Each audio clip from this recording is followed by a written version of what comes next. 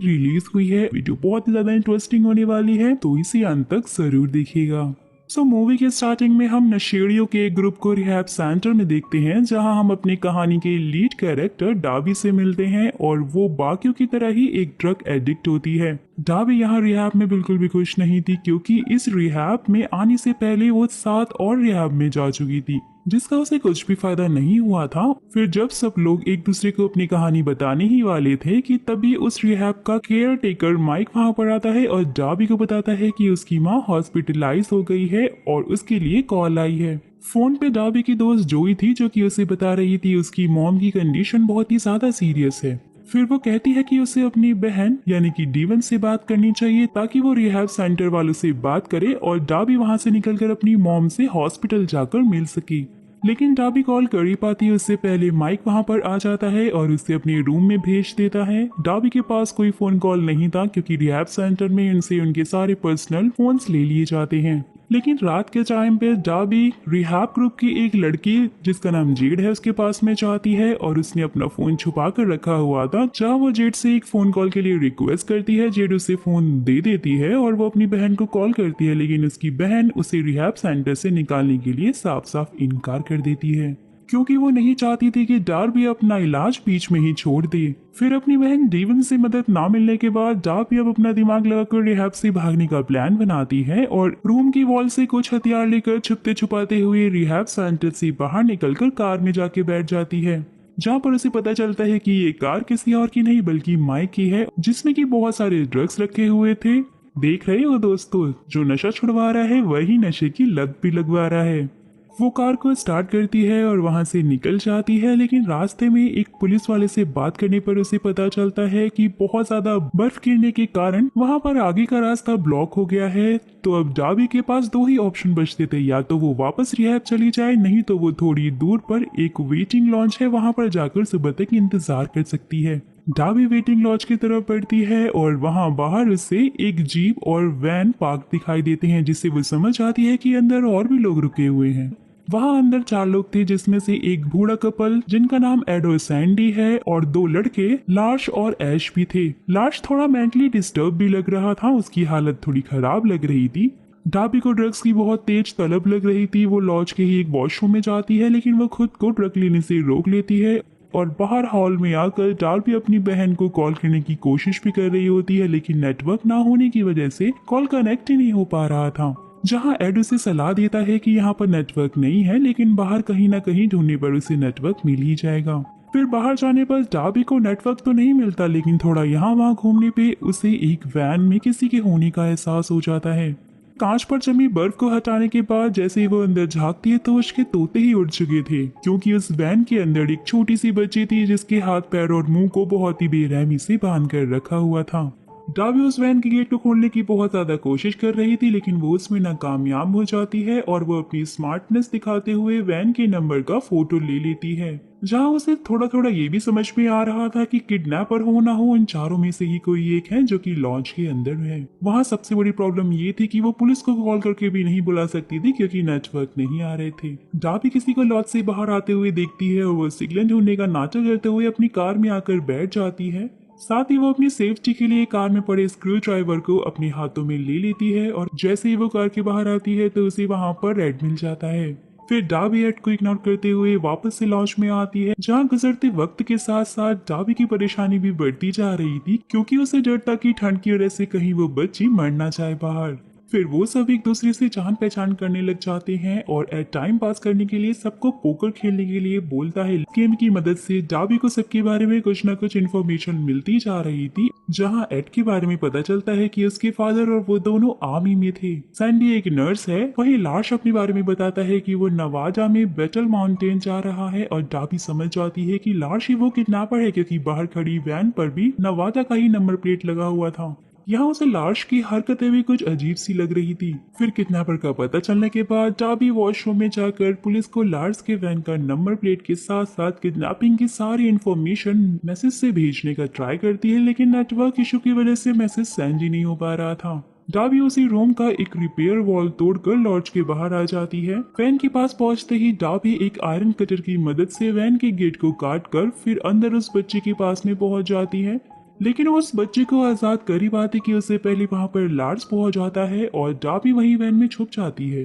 Lars उस van का heater on करके उस बच्ची से बोलता है कि वो अंकल किम के साथ बहुत ही खुश रहेगी। लार्स लॉज में वापस उस बच्चे के लिए स्नैक्स लेने के लिए जाता है कि तब डाबी उस बच्ची से बात करके उसका नाम जानती है। छोटी और मासूम सी उस बच्ची का नाम जे था। डाबी जे को उम्मीद दे रही थी कि वो उसे बचा लेगी। साथ ही जे के हाथ पर बंधे हुए पेशेंट बैंड को देखकर वो ये भी समझ जाती है कि जे बीमार है। लार्स उस वैन में वापस आए उससे पहले ही डाबी जे को आयरन कटर देकर वैन से बाहर निकल जाती है। लेकिन लार्स बहुत स्मार्ट था, उसने वैन के बाहर डाबी के पैरों के निशान देख लिए थे जो कि जंगल की ओर ही जा रहे थे। डाबी वापस से लॉज के वॉशरूम में आ गई थी। डाबी ऐश को लार्स की बातें बता ही रही होती है कि तभी वो भी वहां पर आ जाता है। लार्स को शक ना हो इसलिए डाबी ऐश को किस करने का नाटक करके लार्स को वहां से भगा देती है। लार्स के जाने के बाद डाबी ऐश को सब कुछ बता देती है। वही कंडीशन को समझने के बाद भी ऐश डाबी को जे के पास जाने के लिए बोलता है जिससे कि लार्स भी वैन के पास आ जाए,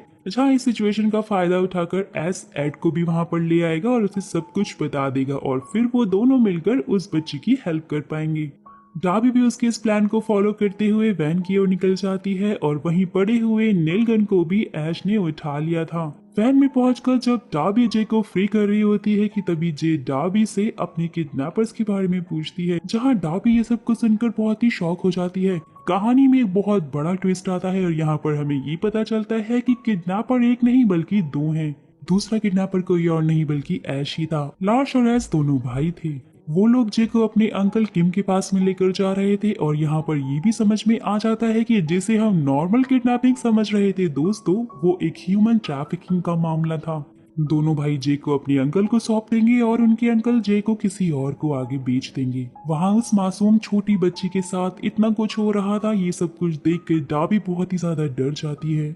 जैसे ही लार्स और ऐश वैन का गेट खोलते हैं उन्हें डाबी वहां पे नहीं मिलती क्योंकि वो जंगल के रास्ते वापस लॉज में आ गई थी। डाबी के पैरों के निशान का पीछा करते हुए वो दोनों भाई भी वहां पहुंच जाते हैं। डाबी लॉज के अंदर वहीं पर ऐश को सब कुछ बताने की कोशिश कर रही थी कि ऐश सबके सामने आ जाता है। यहीं पर हमें जे के सिम्टम्स के बारे में भी पता चलता है कि थोड़ी सी एक्साइटमेंट जे की जान ले सकती है। फिर ऐश डाबी के मैसेजेस को चेक करता है जिसमें सबसे पहले वो पुलिस को सेंड किया हुआ मैसेज को डिलीट कर देता है, लेकिन ऐश को नहीं पता था कि टेक्स्ट मैसेज को डिलीट करने के बाद भी फोन का एआई अपने आप ही इस मैसेज को नेटवर्क आने पर सेंड कर देता है। जहां ऐश को बाकी मैसेजेस से पता चल जाता है कि डाबी के फैमिली रिलेशन ठीक नहीं है और हम ये भी जान पाते हैं कि डाबी के पिता वो एक एक्स आर्मी ऑफिसर थे और उन्होंने जब सुसाइड किया था तब पहली बार डाबी ने ड्रग्स लिया था और उसके बाद वो एक ड्रग एडिक्ट बन गई थी।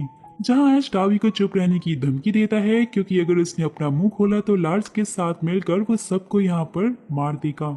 जहां मजबूरन डाबी को उसकी बात सुननी पड़ जाती है कि तभी अचानक से उसके पास सैंडी आ जाती है, लेकिन डाबी सैंडी को कुछ नहीं बताती है और सब नॉर्मल होकर एक साथ में बैठ जाते हैं। जहां एड डाबी से उसके रिटायर्ड डैड के बारे में कुछ बताने के लिए बोलता है, लेकिन वो कुछ बोल ही नहीं पा रही थी तो ऐश डाबी के डैड की सुसाइड वाली बात सबको वहां बता देता है। जहां एड और ऐश में थोड़ी बहस भी हो जाती है। वहीं फिर इन सबके बीच डाबी नोटिस करती है कि जे ने खुद को फ्री कर लिया है और वो वैन से निकलने के बाद जंगल में भाग गई है। लार्स ने जे को जंगल से भागते हुए देख लिया था, तो अब सीन ये है कि लार्स जे को ढूंढने के बहाने बाहर जाता है और वहीं डाबी भी वॉशरूम के रास्ते जे को ढूंढने वाली थी, लेकिन ऐश भी उसका पीछा कर लेता है। जहां डाबी ऐश के ऊपर हमला कर देती है लेकिन ऐश डाबी को आसानी से ओवर पावर कर देता है। लेकिन ध्यान देने वाली बात तो ये थी कि इस लड़ाई में डाबी को ऐश के वैन की चाबी मिल जाती है। फिर लार्स उनके पास आकर बताता है कि जय उसे नहीं मिल रही है और जंगल में रहना जय के लिए बिल्कुल भी सही नहीं है, वो बहुत ही खतरनाक है। फिर वो डाबी की मदद से जय को ढूंढ रहे होते हैं लेकिन डाबी अपना दिमाग लगाती है और उन दोनों भाइयों को बेवकूफ बना के वहां से भाग जाती है। फिर एस गुस्से में आकर डाबी को डराने के लिए अंधेरे में ही गोली चला देता है। गोली की आवाज सुनकर एड भी समझ गया था कि बाहर कुछ न कुछ तो गड़बड़ है। फिर बाहर आने पर एड को जे बेहोश मिलती है जिसे उठाकर वो लॉन्च के अंदर ले जाता है। वहीं सैंडी भी जे को इस हालत में देखकर बहुत ज्यादा घबरा गई थी। सैंडी जे की नर्व्स वगैरह चेक करने लग जाती है कि डाबी भी लॉन्च के अंदर आकर उन दोनों को सारी सिचुएशन और सच्चाई बता देती है। सब कुछ जानकर उन्होंने लॉन्च का गेट बंद कर दिया था। लॉन्च के बाहर दोनों भाई भी आ गए थे। जहां एड उन्हें धमकी देता है कि अगर वो दोनों में से कोई भी अंदर आया तो वो उन्हें गोली मार देगा। यहाँ एड के पास गन नहीं थी, लेकिन स्टिल वो एक आर्मी ऑफिसर है, ये सोचकर वो दोनों भाई सोचते हैं कि सच में उसके पास गन है और अंदर जाना खतरे से खाली नहीं है। जे की मेडिसिन उन दोनों भाइयों के पास ही थी, जो कि अगर जे को नहीं मिल पाती है तो वो मर भी सकती है। तो इसलिए ऐश एड के साथ में एक डील करने की कोशिश करता है कि जे की दवाइयां उनके पास हैं, जे अगर अंदर ही रही तो वो मर जाएगी, और अगर वो लोग जे को उन दोनों भाइयों को सौंप देते हैं तो वो जे को दवाई पिलाकर यहाँ से निकल जाएंगे, साथ ही वो किसी को भी कोई नुकसान नहीं पहुंचाएंगे। जहाँ एड अपना फौजी दिमाग लगाते हुए उन्हें बोलता है कि वो मेडिसिन उन्हें दे दे और उसके बदले वो लोग अपनी वैन की चाबी उससे ले सकते हैं। ये सुनकर उनके होश उड़ जाते हैं कि उनके वैन की चाबी उनके पास नहीं है बल्कि चाबी के पास है। दोनों भाई वैन से फ्यूल निकालकर लॉन्च के ऊपर छिड़क देते हैं और दोबारा उन्हें धमकी देते हैं जे को उन्हें नहीं सौंपा तो वो पूरे लॉन्च को आग लगा देंगे। वहाँ एड अच्छे से जानता था कि वो ऐसा बिल्कुल भी नहीं करेंगे। जहाँ ऐश भी एड को बोल रहा था कि किसी अनजान लोगों के लिए उसे अपनी लाइफ को रिस्क में नहीं डालना चाहिए, लेकिन एड उसे बताता है कि वो एक आर्मी ऑफिसर है, वो एक फौजी है और उसकी पूरी जिंदगी वो यही करता है। जहां ऐश भी समझ जाता है कि वो एक फौजी को नहीं झुका सकता है और इसलिए वो अब सैंडी को अपनी बातों में फंसाने की कोशिश करता है, और हम देख पाते हैं कि सैंडी पर ऐश की बातों का असर भी होने लग गया था। जे को होश आ जाता है और सैंडी को देखते ही जे उसे मिसेस लॉरी के नाम से बुलाती है। कहानी में एक और ट्विस्ट आ जाता है और ये पता चलता है कि सैंडी जे की नर्स हुआ करती थी, जिसने पैसों के लिए दोनों भाइयों से किडनैपिंग में मदद मांगी थी। लेकिन उसे नहीं पता था कि वो दोनों भाई इतने कमीने निकलेंगे कि वो किडनैपिंग के बदले उसे ह्यूमन ट्रैफिकिंग में ही बेच देंगे। तो अब अगर आप लोग कंफ्यूज हो रहे हैं तो मैं आपको शॉर्ट में इस कहानी को थोड़ा थोड़ा जोड़कर हुआ ये था कि दोनों भाई जे को लेकर भाग रहे थे और तूफान में फंस गए थे, और उन्हें याद आया कि उनके पास जे की दवाइयां ही नहीं है, तो फिर उन्होंने सैंडी को दवाइयों के लिए कॉल किया था। सैंडी जे की दवाइयां लेने के लिए यहाँ पर आई हुई थी। सैंडी ने ये सब कुछ पैसों के लिए ही किया था, क्योंकि अब एड की पेंशन से उनकी जिंदगी अच्छे से नहीं कट रही थी और दोनों भाई काउंट डाउन कर रहे थे कि उन्हें जे को लौटा दिया जाएगा। फिर काउंटडाउन खत्म होते ही सैंडी चिल्लाकर दोनों भाइयों को बता देती है कि एड के पास कोई भी गन नहीं है। यहाँ इतना ही कम नहीं था कि उसने डाबी की आंखों में भी पेपर स्प्रे डाल दिया था। दोनों भाई अंदर आ चुके थे और उनसे दवाइयां लेकर सबसे पहले सैंडी ने जे की जान बचा ली थी, और वहीं डाबी सैंडी को बता देती है कि वो लोग किडनैपिंग नहीं चाइल्ड ट्रैफिकिंग कर जे को बेचने वाले हैं। सैंडी ये सुनकर खुद भी बहुत ज्यादा शॉक हो गई थी, लेकिन अब वो इस गुनाह में इतना आगे आ चुकी थी कि वो पीछे नहीं हट सकती थी और वो ऐश से जे को यहाँ से ले जाने के लिए बोलती है। फिर ऐश डाबी से चाबी मांगने लग जाता है, लेकिन एड उसे बार बार रोक रहा था उन्हें चाबी देने से, इसलिए गुस्से में आकर ऐश बिना कुछ सोचे समझे ही एड को गोली मार देता है। सैंडी ये सब कुछ देखकर गुस्से में ऐश पर ही पेपर स्प्रे छिड़क देती है, लेकिन लार्श बीच में आ जाता है जिससे सारा पेपर स्प्रे उसकी आंखों में पहुंच जाता है और बिना देरी के ही ऐश सैंडी को भी मार देता है। जहां हमें ये बात सीखने को मिलती है गाइस कि आपके बुरे कर्मों की सजा सिर्फ आप ही नहीं आपका पूरा परिवार भुगतता है, जैसे कि बेचारे एड के साथ में हुआ। पेपर स्प्रे की वजह से लाश बहुत बुरी तरह से तड़प रहा होता है और ऐश सबसे पहले डाबी के हाथों में नेल गन से कील मारकर उसे लॉक कर देता है और फिर लाश को लेकर वॉशरूम में उसकी आंखें धोने के लिए चला जाता है। डाबी अपने हाथों से कील निकालने का पूरा कोशिश करती है, लेकिन दर्द की वजह से वो हिम्मत नहीं जुटा पा रही थी। फिर पास में रखे हुए हथौड़े को उठाने के लिए वो जे से हेल्प मांगती है, जे की हथौड़ा देते ही ऐश और लार्स वहां पर पहुंच जाते हैं। लेकिन तभी डाबी के फोन में एक मैसेज आता है जिसे पढ़ के ऐश डाबी को बताता है कि उसकी माँ की मौत हो गई है। लेकिन ऐश के होश तब उड़ते हैं जब डाबी के फोन पर पुलिस का मैसेज आता है कि वो उनकी लोकेशन के लिए निकल गए हैं, यानी कि किडनैपिंग वाला मैसेज पुलिस तक पहुंच गया था और अब वो लोग उनकी लोकेशन पर पहुंच रहे हैं। फिर ऐश डाबी को धमकी देते हुए जे के हाथों में भी कील घुसाने ही वाला था और इसलिए डाबी को मजबूरन चाबी की लोकेशन बतानी पड़ जाती है। ऐश लार्स को गन देकर उन दोनों पर नजर रखने के लिए बोलकर खुद चाबी ढूंढने के लिए चला जाता है। वहीं दूसरी तरफ डाबी ने जे को लाइट्स ऑफ करने के लिए बोल दिया था, क्योंकि उसे पता था कि लार्स जे को गोली नहीं मारेगा। जे लाइट्स ऑफ कर देती है। फिर अंधेरे का फायदा उठाकर डाबी ड्रग्स ले लेती है। ड्रग्स लेने की वजह से उसे कुछ भी महसूस नहीं हो रहा था और उसे अपने दर्द का एहसास नहीं हो रहा था, इसलिए वो बहुत हिम्मत करके हथौड़े से कील को बाहर निकाल देती है। लार्स के लाइट ऑन करते ही डाबी लार्स के ऊपर हथौड़े से हमला कर देती है। फिर ऐश चाबी लेकर हॉल में आता है और वो देखता है कि डाबी ने लार्स को गन पॉइंट करके रखा हुआ था। फिर ऐश डाबी को नेल गन से पॉइंट करते हुए उसे समझाकर सिचुएशन को संभालने की कोशिश कर ही रहा था कि तभी जे ऐश पर हमला कर देती है, जिससे नेल गन में से एक कील सीधा निकलकर लार्स के माथे पर जाकर लग जाती है। कील सिर के अंदर नहीं घुसा था, इसलिए लार्स अभी भी जिंदा था। इस सिचुएशन का फायदा उठाकर डाबी और जे बाहर आ गए थे। वहीं ऐश भी लार्स को सहारा देकर बाहर लेकर जा रहा था क्योंकि पुलिस वहां आने ही वाली थी कि तभी लाश का पैर वहीं पर पड़े हुए एड के खून के ऊपर पड़ने लगा कील पूरा उसके अंदर घुस जाता है और वो वहीं पर मर जाता है, जहां उसे उसका कर्मा इसी जन्म में मिल जाता है। यहाँ ऐश का दिमाग पूरी तरह से सटक चुका था और बाहर आकर डाबी के कार के टायर पर वो कील मारकर पंचर कर देता है। कार क्रैश होते ही ऐश ने पूरे लॉन्च में आग लगा दिया था ताकि सारे मर्डर्स छुप सके कि तभी वहां पर पुलिस भी पहुंच जाती है, जिसे देखकर ऐश नाटक करने लग जाता है कि उसकी कार का वहीं पर एक्सीडेंट हुआ है।